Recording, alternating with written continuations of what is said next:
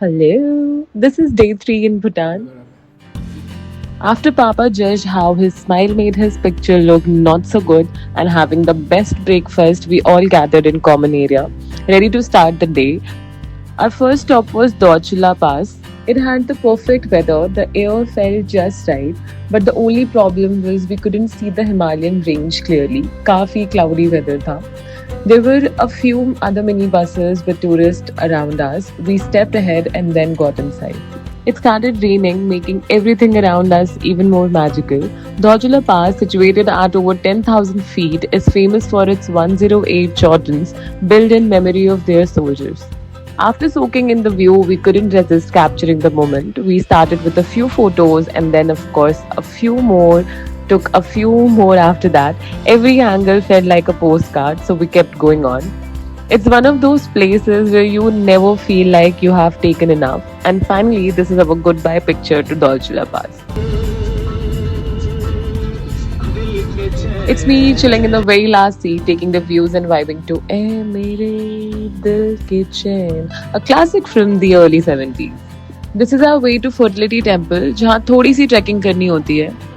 I pulled on a full shirt because you are not allowed to enter in anything sleeveless or shorts. I was prepared for it. Mm.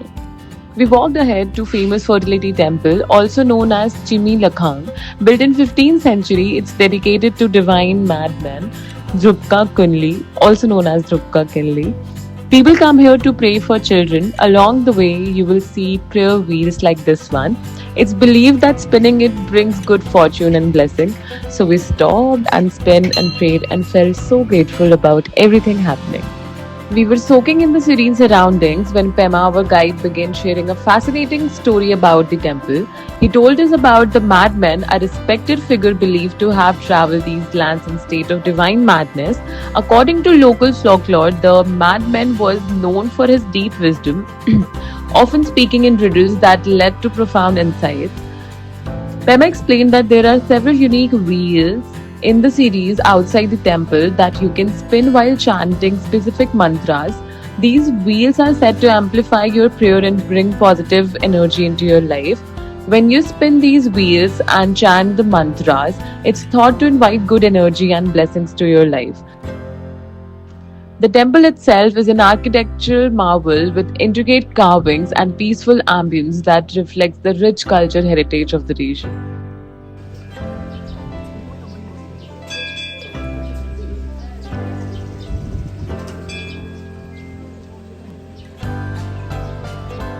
Back on the bus, we took in the lush green surroundings, the fresh air, the gentle breeze.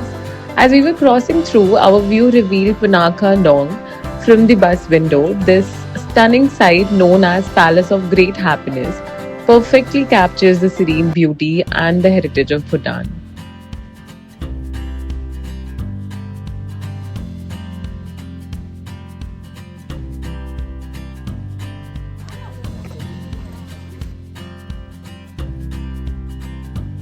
As we cross the Punakha Suspension Bridge, you are seeing Bhutan's longest suspension bridge at 160 meters.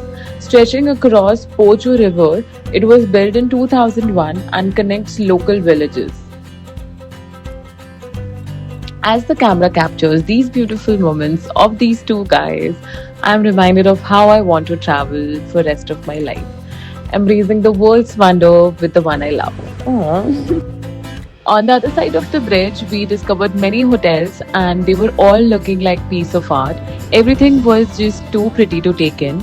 We stopped there for lunch and while the service was not the most organized, with dishes arriving as they were prepared rather than in sequence, the taste made up for it. It was definitely worth it though. On our way back, check out all these colorful flags fluttering the bridge. They are made from the tough weather resistant cloth so they stay vibrant no matter the weather. It's pretty cool how they add a burst of color and carry all the good vibes across the bridge. And we back in the bus.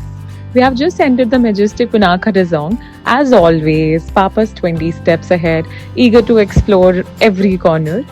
This is also known as the Great Place of Happiness and it was built in 1637. Remains a symbol of unity nested between the lush green mountains. Even today, it hosts important ceremonies, including royal weddings. The walls are adorned with breathtaking paintings that depict century old stories, and you will find massive prayer wheels. Spinning them is said to bring you good fortune. It's a place where history, culture, and beauty all come together. It was then the story time. एक जंगल में, ठीक है, और उसका reason था कि वहाँ पे उस जमाने It की started with four harmonious friends, which teaches us that no matter our differences in sizes, strength, or capabilities, mutual respect and cooperation leads to happiness and success. We stepped in and it was stunning. Then we gathered again as Pema began sharing the significance of how they carefully handle the drapes.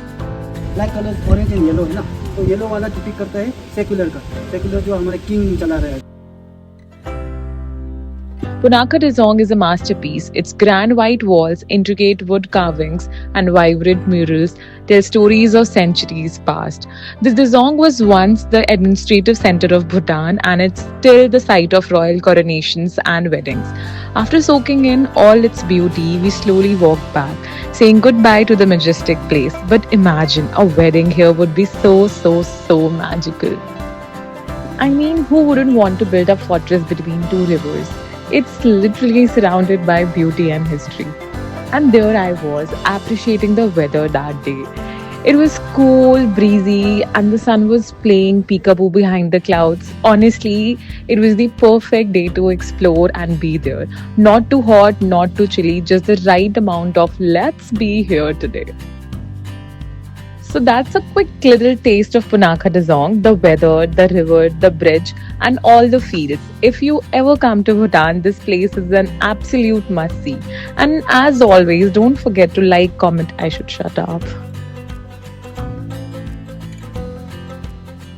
And it's a wrap from our adventure at a local vegetable market. It was so clean and organized, seriously. And did I mention how the public washrooms are spotless? You come out and pop the money into a little box you see. But the highlight of the day was this adorable oldie who charmed us into buying roasted corns. That's just Ma being Ma. Making sure to add mix of lemon and salt. She walked all the way with a smile and we walked with the best roasted corns ever because she added the masala.